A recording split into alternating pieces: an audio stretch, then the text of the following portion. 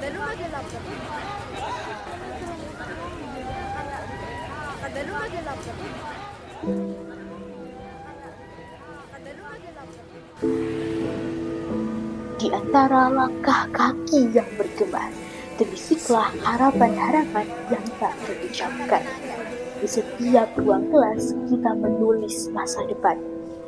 Namun, apakah kita benar-benar memberi ruang yang sama bagi setiap suara? Dalam semangat Pancasila, kita belajar untuk melihat lebih dari sekedar perbedaan. Kita belajar untuk menyamakan langkah, membangun dunia di mana setiap mimpi itu berhak terwujud tanpa batasan. Di kampus, kita tidak hanya belajar tentang teori atau ilmu pengetahuan saja, tetapi juga kita belajar tentang nilai-nilai, bagaimana memperlakukan sesama dengan adil, bagaimana menghormati perbedaan, dan bagaimana menciptakan ruang yang setara untuk semua kalangan. Pancasila, 5 sila yang menjadi fondasi bangsa kita, mengajarkan kita tentang kemanusiaan, keadilan, dan kesatuan. Nilai-nilai yang seharusnya juga hidup di setiap sudut kampus.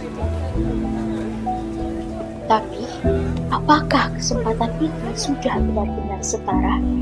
Apakah perempuan dan laki-laki mendapatkan ruang yang sama untuk berkembang, baik di dalam maupun di luar kelas?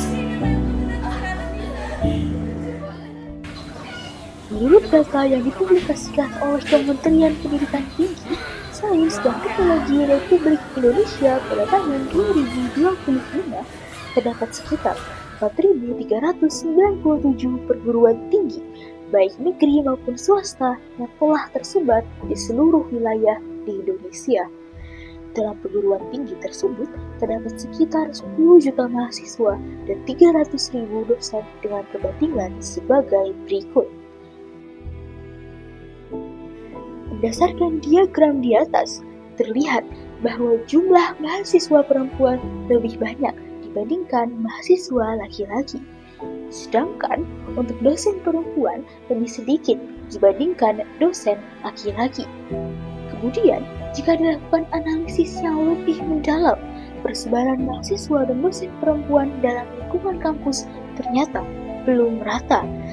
Program studi yang lekat stereotipnya dengan karakteristik perempuan seperti kesehatan, pendidikan, dan ekonomi masih didominasi oleh mahasiswi dan dosen perempuan, menurut Arwan pada tahun 2019. Sebaliknya, prodi yang lekat stereotipnya dengan maskulinitas laki-laki seperti prodi STEM, Science, Technology, Engineering, and Mathematics, jumlah keterlibatan perempuannya sangat minim jika dibandingkan dengan laki-laki, menurut Jurnal Perempuan pada tahun 2016.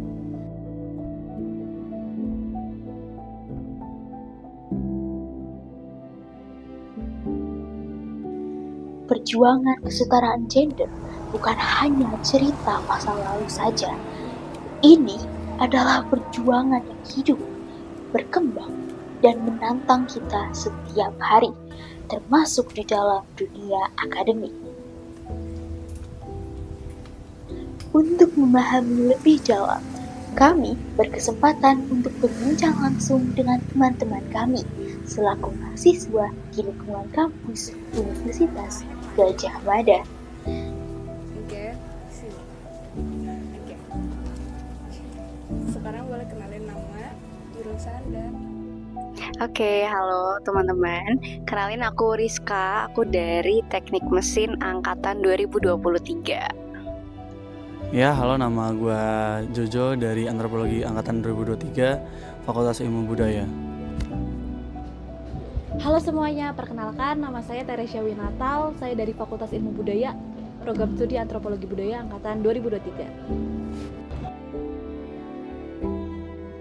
23. Nama aku Sarah Khairunisa dari Prodi Ilmu Hubungan Internasional Angkatan 2021, konsentrasi studi International Political Economic and Development, especially in gender issue.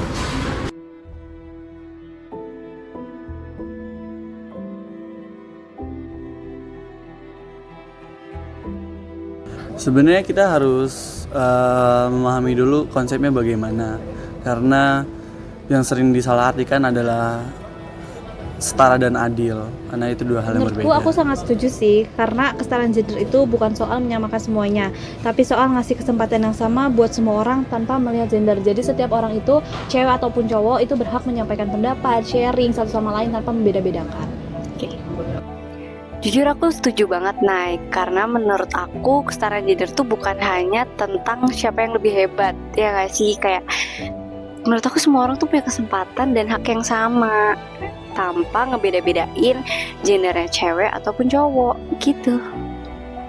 Oke, I think kesetaraan gender ini hal yang sebenarnya ada di in our daily basis kan, apalagi sebagai perempuan, karena kayak sila kelima kita, keadilan sosial bagi seluruh rakyat Indonesia, bahwa kita melihat bagaimana kesetaraan gender ini bukan hanya soal setara, kesamaan akses atau kesempatan, opportunity, tapi juga ada bentuk keadilan di mana ini juga menjamin bagaimana adanya kesamaan kontrol, power, dan juga benefit atau hasil yang dibagikan kepada seluruh masyarakat ataupun masyarakat Indonesia, baik laki-laki maupun perempuan.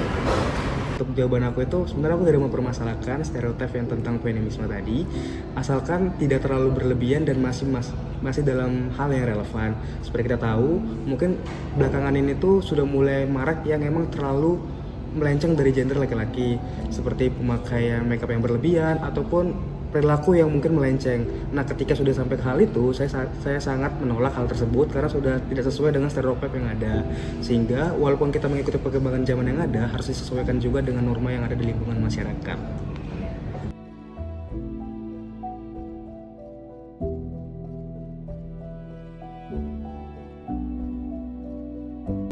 Kalau boleh jujur, aku pernah merasakan kesetaraan gender waktu aku duduk di bangku kelas 2 SMA. Itu saat ada tugas kelompok. Di situ tuh ada cewek sama cowok, itu anggotanya 5 orang. 3 cowok, 2 cewek seingatku. Nah, di salah satu project tugas itu ada pembagian tugas yang menurutku kurang maksimal dalam membagi tugas. Kayak misal cewek itu harus bagian desain atau mencatat, sedangkan cowok itu hanya mencari bagian materi. Sedangkan menurutku dari 5 anggota ini harusnya bisa menyesuaikan, kayak kita saling bantu, kita saling merangkul satu sama lain untuk menyelesaikan tugas tersebut tanpa adanya kesalahan gender seperti itu. Awal kuliah mungkin ya. Jadi karena aku di mesin juga, itu kan bener-bener men's field banget nih, dan di angkatan juga cuma dikit. Dan pernah pastinya gitu. Oh iya, aku speak up sih. Untungnya aku berani untuk speak up ya. Dan aku cari juga support dari teman-teman ataupun orang tua dan keluarga gitu. Jujur kalau menurut aku memang masih banyak batasan banget ya antara laki-laki sama perempuan, dan emang di Indonesia sendiri tuh lebih banyak didominasi oleh kesetaraan gender di perempuan. Maksudnya kita lihat laki-laki sendiri tuh pengekspresian karakter dirinya itu mulai dibatasin. Misalnya pernah dengar gak sih kalau laki-laki nangis itu seperti cengeng gak ada wibawa gitu. Nah, itu salah satu bentuk yang menunjukkan bahwa kesetaraan gender itu belum pada kedua gender, maksudnya berfokus pada satu gender saja. Seharusnya itu sudah mulai pemerataan dan pewajaran saja, sehingga kedepannya pengekspresian dari laki-laki atau perempuan bisa sewajarnya dan bisa semaksimal mungkin juga dalam hal gendernya masing-masing.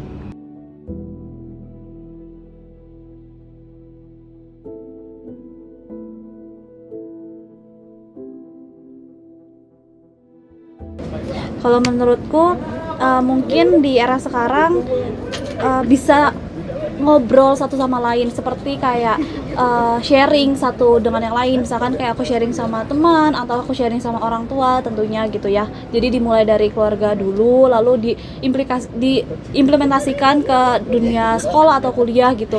Jadi kita tahu nih, oh hati orang ini seperti ini gitu. Jadi kayak bisa menyesuaikan lah nanti job desk apabila kita sekelompok sama orang tersebut. Mungkin lebih dibawa asik aja kali ya. Karena kan kalau misalnya kita sesama Gen Z terus ngomongnya agak dengan tone yang keras, malah jadi ini orang apaan sih gitu.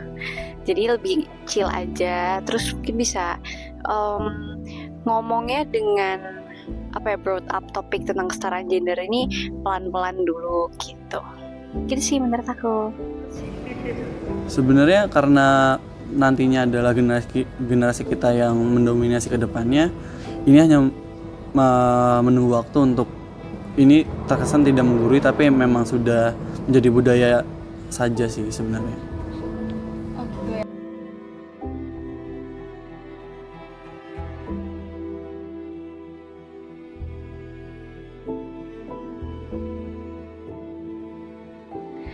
Menurut aku mereka juga punya hak, dan bahkan sebenarnya kalau misalnya di suatu lingkungan ada cowoknya dan seorang cewek itu kena kesetaraan gender, maksudnya kayak terdiskriminasi, itu harusnya cowok-cowok di lingkungan itu juga bisa membela. Kesetaraan gender adalah urusan keduanya sih, karena tidak ada satu yang harus bagaimana dan satu harus menerima saja. Dua-duanya harus berjalan berdampingan. Menurutku cowok itu justru punya peran penting, karena kesetaraan gender itu bukan soal cewek doang, tapi tentang semua orang bisa hidup setara. Kalau cowok cuma diam, ya perubahan bakal lama banget. Kita semua harus jalan bareng, bukan jalan sendiri-sendiri.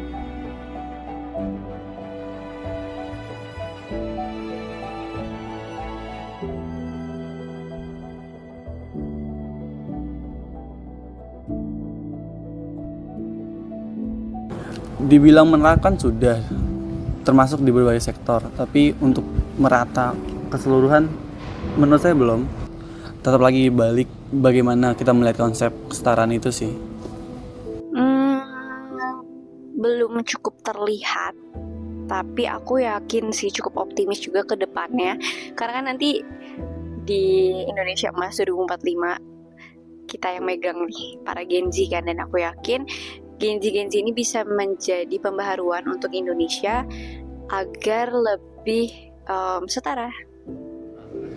Menurutku masih terlalu jauh untuk sempurna di kesetaraan gender menurutku, karena di era sekarang ini Indonesia tuh masih kurang memberikan edukasi yang positif mengenai kesetaraan gender terutama.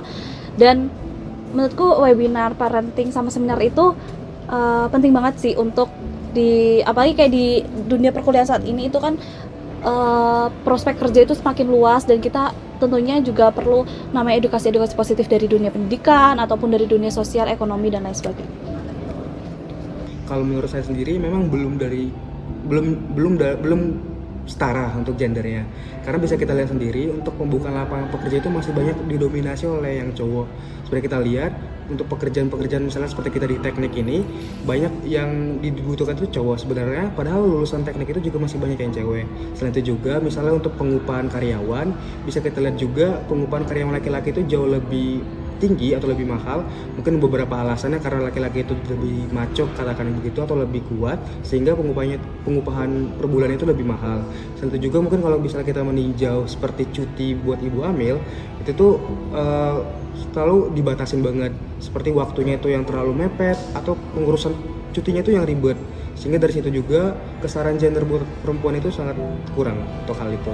Kalau untuk optimisnya atau tidak, menurut saya itu bisa optimis asal kita itu memulai dari lingkungan yang kecil, dari lingkungan keluarga kita sendiri itu mendukung kesetaraan gender yang ada dengan tidak membedakan sebagai kita anak, peran anak laki-laki ataupun peran anak perempuan, dan kita sama-sama juga bisa mulai dari tingkat yang kecil nanti masuk ke tingkat masyarakat dan ke tingkat yang lebih tinggi lagi untuk mendukung kesetaraan gender ini. Okay, I think in this era kita sudah melihat bagaimana akses dan kesempatan yang diberikan baik untuk laki-laki maupun perempuan itu sebenarnya sudah sama ya, udah setara, dimana baik laki-laki maupun perempuan tidak mendapatkan diskriminasi khusus untuk masuk ke dalam forum-forum internasional. Akan tetapi tentu saja dengan kultur patriarki yang ada baik di dalam nasional maupun di dunia internasional, kita melihat bagaimana sih adanya sailing gap, di mana restrain hambatan-hambatan dalam diplomasi itu biasanya tidak terlihat, seperti misalnya adanya stereotip atau kurangnya akses terhadap posisi kepemimpinan, dan juga diskriminasi untuk mencapai posisi-posisi tertentu. Semisal untuk mencapai posisi duta besar, perempuan mungkin dianggap lebih tidak capable dibandingkan laki-laki karena perempuan lebih memiliki anak dan lain sebagainya. Jadi adanya beban-beban domestik dan juga stereotip gender itu yang membentuk kenapa sih akses dan kesempatan yang diberikan perempuan ini tidak berhasil mewujudkan keadilan gender atau kesetaraan substantif. Oke, I think aku merasa kita sebenarnya udah punya progres yang cukup signifikan dalam kesetaraan gender, apalagi di isu-isu diplomasi internasional. Akan tetapi at the same time kita juga melihat sebenarnya ada hal-hal yang bisa diperjuangkan lebih jauh. Bagaimana kesetaraan itu bisa diciptakan dengan tidak hanya kesetaraan formal tapi juga kesetaraan substantif, di mana hal itu menjamin semua hak dasar baik dari dalam akses, kesempatan, dan juga kontrol hingga hasil akhir atau outcome dari semua program atau kebijakan yang dibuat di level forum internasional begitu. Dan selain itu kita bisa juga loh meningkatkan akses pendidikan dan pelatihan bagi perempuan ini dengan mendorong perempuan-perempuan ini untuk taking control and empower dalam isu-isu global, di mana hal itu akan memberikan perspektif gender yang lebih inklusif begitu.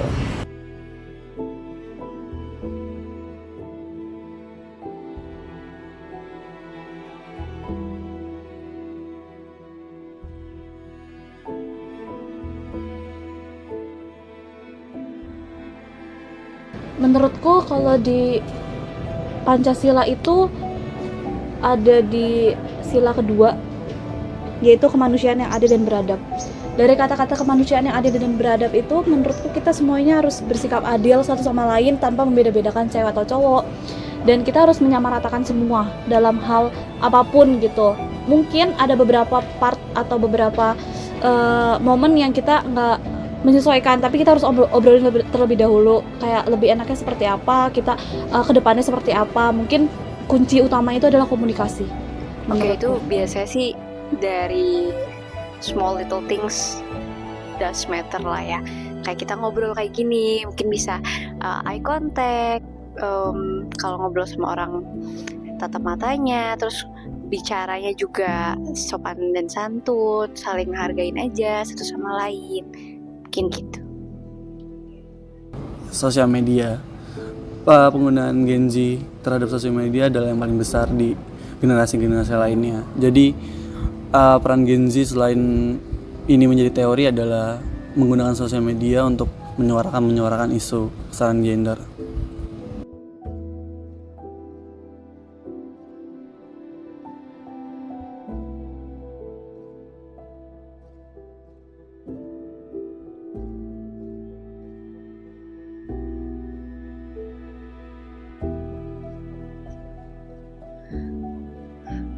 Hal paling simpel yang bisa kita lakuin tuh menjadi contoh, either kayak sehari-hari keseharian kita gimana, ataupun kita bisa buat sesuatu postingan di sosial media, karena kan sekarang siapa sih yang nggak pakai sosial media ya kan. Jadi menurut aku dari sosial media ini bisa jadi sarana untuk membangkitin lagi semangat teman-teman dalam nerapin hal-hal yang sifatnya tuh apa ya, kayak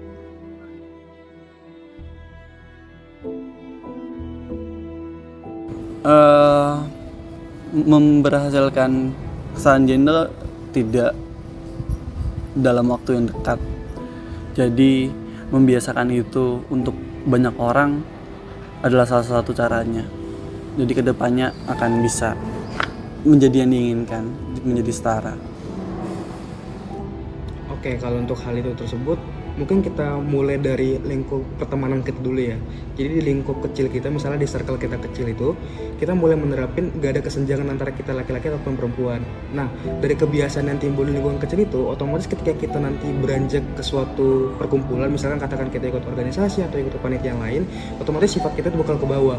Dan mungkin nanti ketika kita berbaur juga di masyarakat, kita mulai bisa menerapkan, misalnya nih, ketika kita tadi udah mulai menerapin di lingkungan kita kecil, ketika kita nanti itu katakan menaikkan transportasi umum.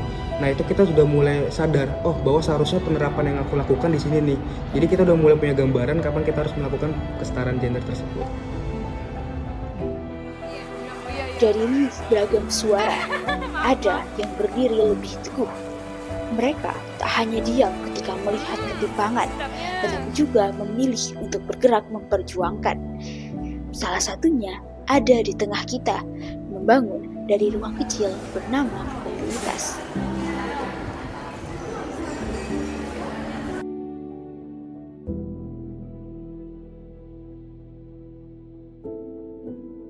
Oke, perkenalkan, nama saya Bio Abdul Rehan dari Teknologi Informasi Angkatan 22.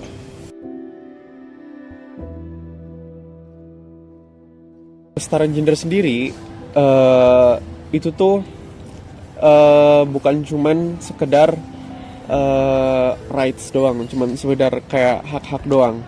Kesetaraan gender juga menurut kami sendiri juga bagaimana pandangan masyarakat sendiri juga, dimana ya baseline kesetaraan gender itu kan hak ya perempuan memiliki hak yang sama seperti laki-laki. Namun juga harus dimengerti bahwa perempuan sendiri kan juga punya kebutuhan biologis yang berbeda dari laki-laki. Nah, kebutuhan biologis berbeda itu juga perlu dipenuhi, dimana salah satu contoh tuh yang kesetaraan yang terlihat seperti kesetaraan gender, cuman bukan kesetaraan gender itu. Waktu itu Glow Up pernah punya acara talk show sama komunitas namanya Srikandi Ojol. Jadi itu komunitas perempuan ojol di Yogyakarta. Di situ mereka menceritakan bahwa perempuan dan laki-laki nggak dibedakan, semuanya sama. Namun hal buruk dari itu tuh ketika ojol-ojol perempuan ini yang lagi hamil, mereka tuh tidak dibedakan. Jadi kalau misalnya mereka hamil dan tidak bisa melakukan pekerjaan, mereka malah dari aplikasinya sendiri dibikin lebih susah untuk mendapatkan customer, jadi lebih susah untuk mendapatkan uang. Jadi di situ walaupun kelihatan iya dua-duanya diperlakukan sama, namun perempuan sendiri kan punya kebutuhan biologis berbeda. Jadi di situ terdapat ketidaksetaraan gender. Juga pandangan masyarakat sendiri seperti walaupun udah di banyak sektor perempuan memiliki hak-hak yang sama, namun di hal yang sama masyarakat sendiri masih belum melihat bahwa hak itu semestinya dilakukan oleh perempuan. Seperti mungkin kebanyakan saat ini tuh perempuan sendiri tuh dibilang kayak masih banyak yang memiliki pandangan bahwa perempuan itu pada akhirnya jadi ibu rumah tangga, jadi ngapain kerja kan ya, ngapain kayak ngambil pendidikan yang tinggi-tinggi. Nah itu dia, di situ kesetaraan gender tidak adil gitu loh. Jadi tuh perempuan lebih didorong untuk menjadi ibu rumah tangga daripada menjadi individu sendiri yang bekerja untuk diri sendirinya dan kehidupan sendirinya, seperti itu.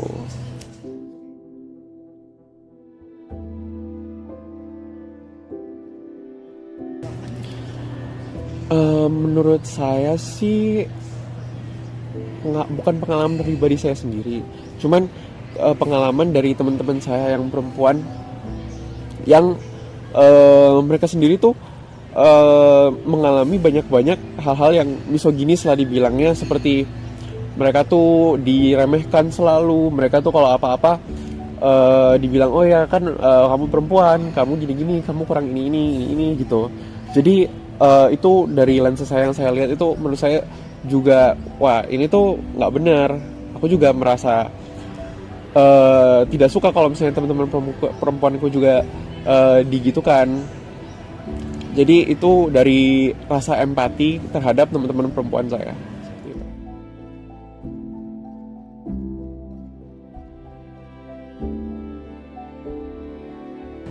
Nah, kalau buat tantangan terbesar, buat mendapatkan hak itu lebih gampang daripada merubah opini masyarakat dalam pandangan mereka terhadap kesetaraan gender. Buat merubah hak itu hanya perlu sebatas melewati proses hukum kan ya.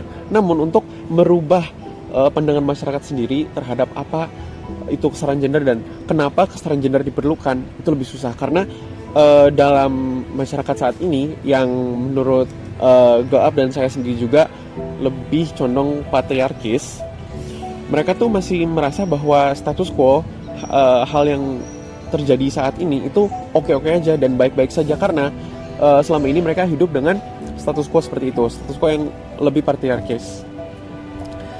Jadi untuk merubah hal itu melewati talk show, melalui seminar, webinar dan lain-lain itu lebih susah daripada merubah hukum dan mendapatkan kesetaraan hak seperti itu.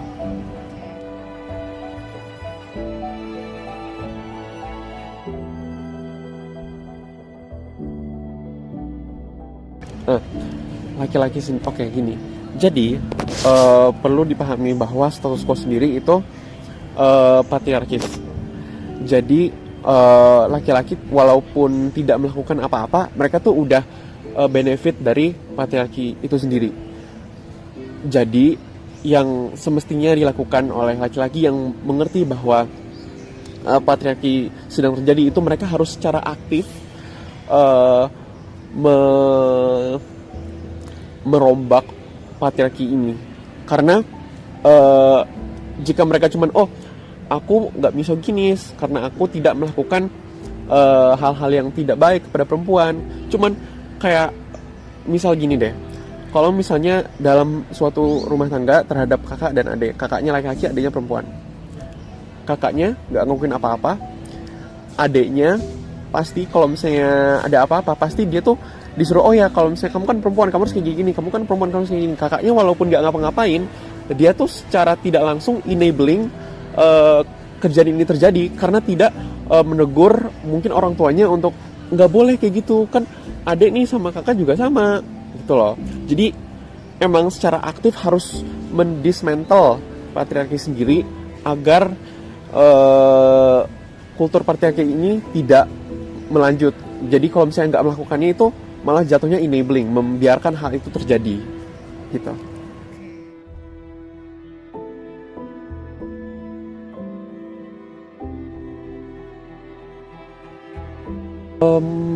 Ya sih, masih kayak wow, ternyata ada beberapa laki-laki yang mau ikut dalam acara seperti ini, yang menurut saya sendiri semestinya lebih banyak ada ya.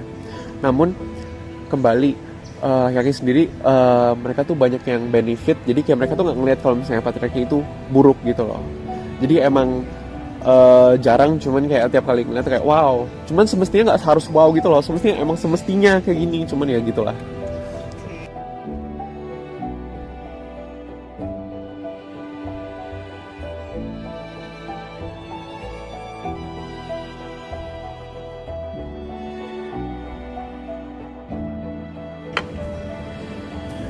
Kalau buat program yang menurut saya tuh aku suka banget tuh, ada program. Jadi tuh di salah satu divisi program Impact namanya divisinya, itu tuh kami melakukan dalam satu periode menjabat itu kita tuh mengumpulkan dana. Nah, mengumpulkan dana ini melalui berbagai event gitu, seperti talk show lah atau workshop dan lain-lain. Nanti kalau misalnya mau ikut bayar gitu kan ya.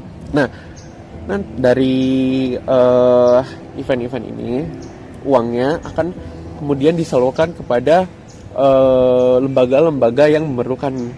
Nah, aku tuh itu really dampaknya langsung plek gitu loh. Soalnya kayak nih uang buat membantu lembaga, beberapa lembaga yang berkaitan dengan gender dan isu-isu feminis juga. Itu saya dulu bikin banyak event-event gitu, mau webinar, juga talk show, waktu juga bedah buku, banyak lah. Terus bukunya tuh bukan buku full buku sih, kayak jadi tuh kita dikasih kayak PDF gitu. Itu kayak tesis salah satu tesisnya narasumbernya, kita kayak baca-baca, so kita ngebahas gitu loh. Seru sih, soalnya kayak pas itu kita juga dikasih insight di mana tuh si narasumber ini nih dia tuh kan KKN lah bilangnya. Cuma dia KKN-nya pengen kayak lebih ngerti kayak apa namanya what's going on di kampung, kayak kayak ibu rumah tangga di kampung itu. Jadi tuh untuk approach mereka tuh nggak bisa yang namanya kayak langsung belak-belakan kayak perempuan tuh ini. Soalnya mereka tuh nggak langsung masuk gitu loh, soalnya mereka sendiri masih di mindset patriarki. Jadi kayak mereka tuh kayak Kayak nggak ada yang salah gitu. habis itu kayak pas kayak ditanyain gitu, pas lagi khalayak banyak gitu ya, dia tanya kayak apa namanya ya kayak gini, kalau menurut ibu-ibunya gimana? Malah bapak-bapak yang jawab, terus kayak ibu-ibunya kayak setuju-setuju aja gitu loh. Sementara pas ini kan tesis narasumbernya perempuan, narasumbernya tuh kan ke dapur akhirnya. Pas di dapur baru tuh dapat jawaban-jawaban yang mereka mau, soalnya ke posisi itu tuh mereka tuh di elemen mereka sendiri, di kayak di lingkungan mereka sendiri, kayak mereka tuh lebih ekspresif dan kayak nggak terikat dari jawaban laki-laki tersebut gitu loh.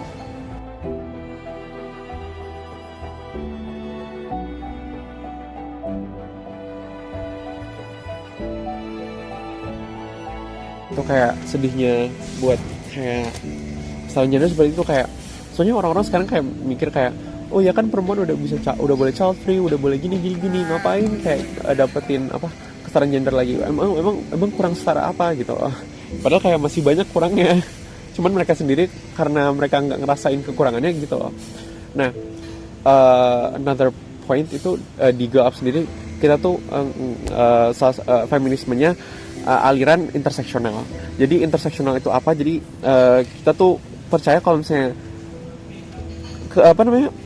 penindasan tuh bukan hanya karena kamu perempuan, juga bisa karena your social economic status, misalnya kayak kelas menengah ke bawah atau yang kelas atas tuh kan beda banget kan.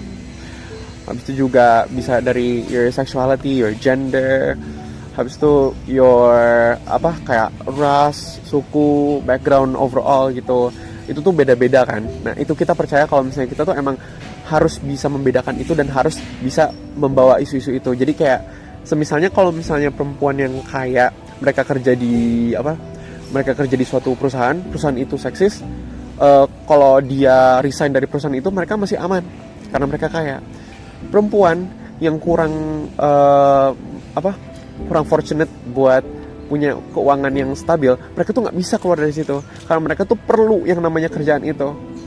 Itulah bedanya kayak power imbalance-nya, dimana kayak interseksional tuh penting, dimana kayak kita tuh nggak bisa yang namanya kayak white feminism, dimana kita ngelihat semuanya kayak perempuan powernya satu only one way, kayak harus keluar gitu, nggak bisa. Harus kayak ngerti kalau misalnya dalam beberapa situasi tuh perempuan tuh emang terpaksa seperti itu gitu sih.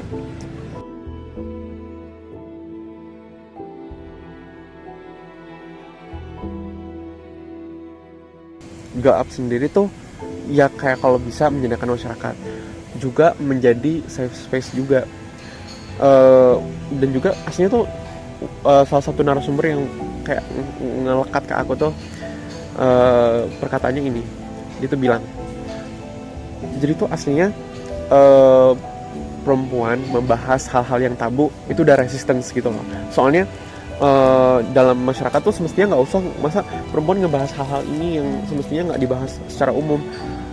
Itu sendiri udah resistance gitu loh. Perempuan yang hidup tidak sesuai dengan kayak ketentuan patriarki itu udah resistance sendiri. Jadi itu emang Glow Up sendiri exist to be a resistance against the patriarchal system sekarang gitu sih.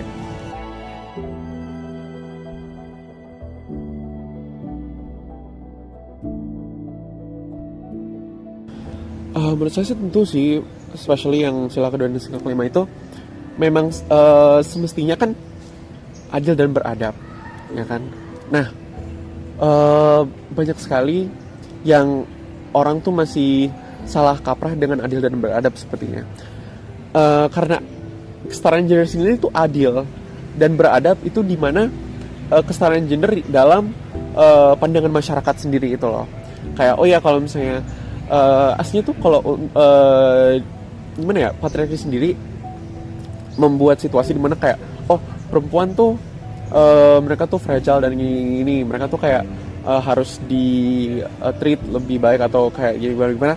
Sementara itu menurut saya tuh kurang beradab, karena semestinya perempuan sendiri dilihat sebagai seorang, bukan sebagai suatu figuran yang harus dilakukan seperti ini.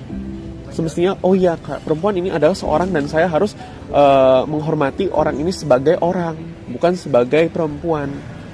Semestinya tuh Pancasila itu sendiri itu semestinya udah cukup untuk memberikan pemahaman kepada orang kalau misalnya kesetaraan gender ini penting banget. Namun sepertinya yang perlu dirombak tuh bukan Pancasilanya sendiri, namun lebih ke approach ke Pancasila tersebut. Saya sendiri pas kemarin kan kelas Pancasila sendiri tuh nggak sebanyak itu kan ya, membahas isu feminisme dan lain-lain.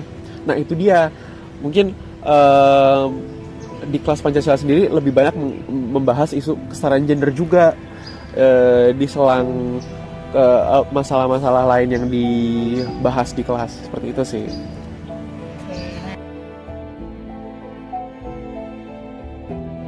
Namun, kesetaraan bukan hanya sekedar persoalan sosial biasa, melainkan juga berakar dalam nilai, dalam keyakinan, dan dalam rasa kemanusiaan.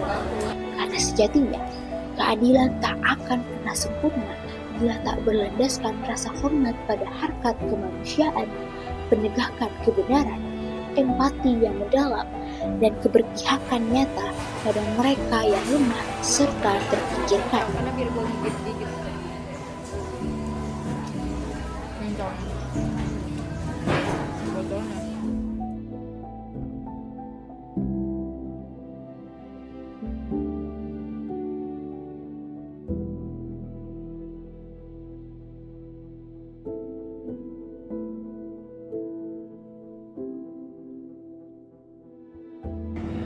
Menurut saya, pertama-tama orang harus clear dulu apa itu gender, gitu ya. Karena seringkali orang masih bingung gender dengan jenis kelamin dan menganggap bahwa gender itu dari sononya.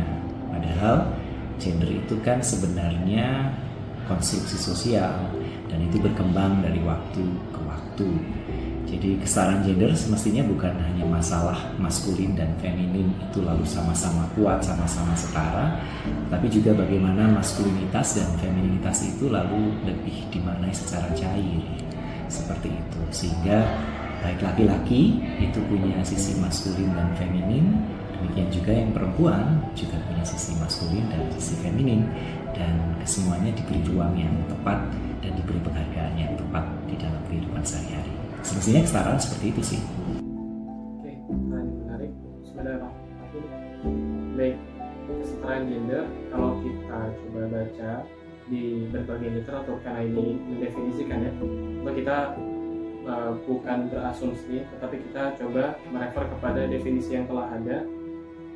Dan uniknya, saya pribadi menemukan banyak, walaupun mereka ada dalam satu nada, tetapi nampaknya ada perbedaan secara detail ya. Definisi yang diberikan UN, World Bank, kemudian Convention on the Elimination of all Forms of Discrimination Against Women, dan seterusnya. Tapi kalau semisal kemudian itu coba saya rangkumkan, intinya dari apa yang diinginkan oleh pegiat aktivis kesetaraan gender itu adalah pengakuan. Yang pertama, pengakuan bahwa adanya kesetaraan hak, tanggung jawab, kemudian peluang bagi perempuan untuk mengambil atau mengambil peran dalam kehidupan sosial, ekonomi, politik, dan misalnya pendidikan dan seterusnya. Adapun poin selanjutnya adalah di sana ada perjuangan untuk menghilangkan diskriminasi tentunya yang telah berlalu, kemudian terakhir penghapusan stereotip gender di ruang sosial.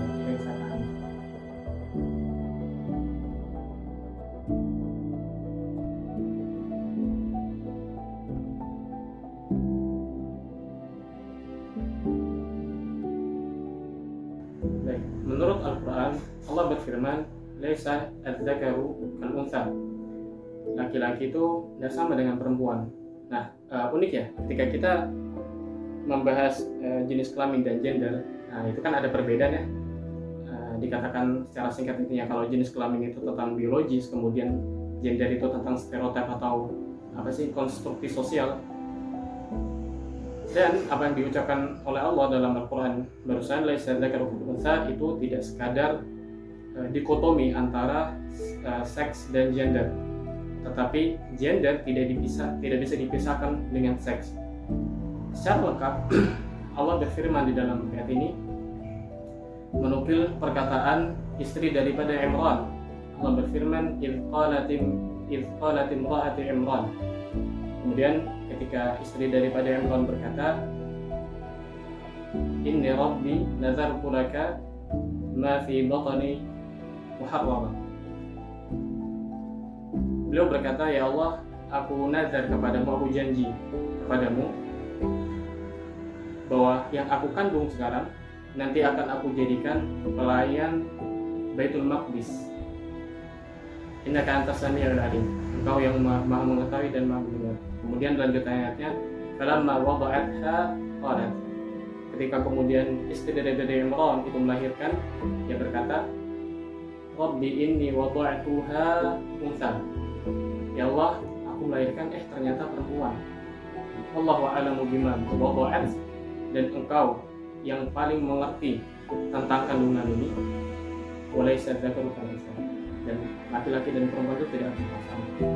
Uniknya, secara konteks kita lihat di sini bahwa perbedaan yang ingin disampaikan oleh istri daripada Imran itu tidak hanya sekadar, oh ya Allah, ternyata alat kelaminnya perempuan, bukan tidak ada penisnya misalnya.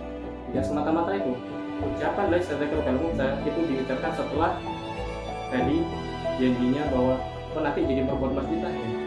Ternyata yang keluar perempuan. Berarti apa? Berarti gender itu tidak hanya sekadar konstruksi sosial, tetapi itu adalah konsekuensi daripada faktor biologis tersebut. Barangkali misalnya kemudian ketika perempuan dijadikan pelayan secara utuh daripada kemudian bangunan keagamaan, bangunan suci, masalahnya di sana dia bisa mempunyai haid, dan ketika tetesan darah itu tertumpahkan, itu akan merepotkan perempuan itu sendiri. Di sini kita tidak mengatakan perempuannya najis, tetapi darahnya. Sehingga konsep dalam Islam itu bukan kesetaraan tetapi keadilan. Sebagaimana kemudian konsekuensi-konsekuensi biologis daripada hormonnya. Misal saja kita sepakat laki-laki dan perempuan ketika diadakan lomba lari itu kita ngerasa janggal kalau mereka dicampur. Cowok cewek lari terus nggak ada pemisahan, lari cowok lari cewek. Tentu kalau misal dicampur, ya dari awal udah beda start kan gitu. Yang memiliki hormon kemudian testosteron tentu lebih kuat fisiknya. Dan itu kita semua saya rasa sepakat.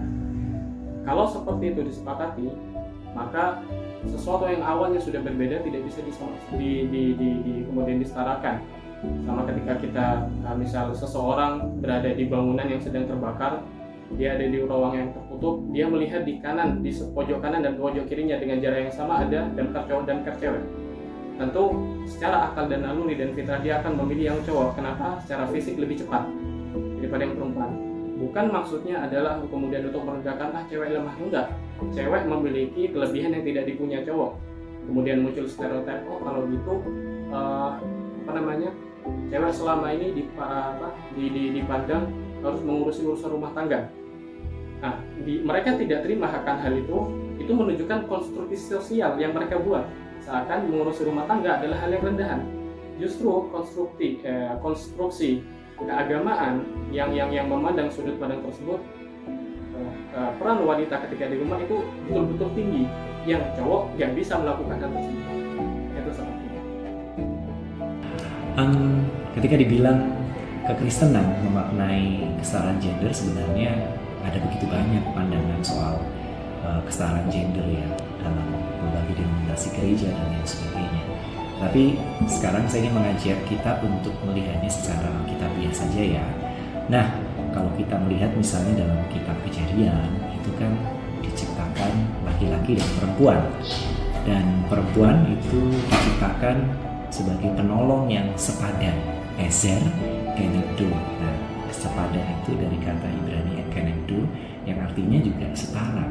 Jadi laki-laki dan perempuan itu diciptakan setara, maka pembagian peran, konstruksi peran gendernya pun semestinya juga dihayati secara setara. Paling tidak dari segi Alkitabiah seperti itu. Dan Yesus Kristus sendiri juga menurut hemat saya juga sangat memberikan ruang buat kesetaraan itu. Karena murid-murid yang mengikut Yesus sampai setia, sampai di kayu salib, sampai nanti menjadi saksi pertama kebangkitan, itu juga para perempuan yang pada saat itu justru dianggap sebagai second gender, warga negara kelas 2, tapi Yesus justru memberikan ruang dan peran yang besar di tengah masyarakat yang sangat patriarkat pada saat itu. Begitu kurang lebih.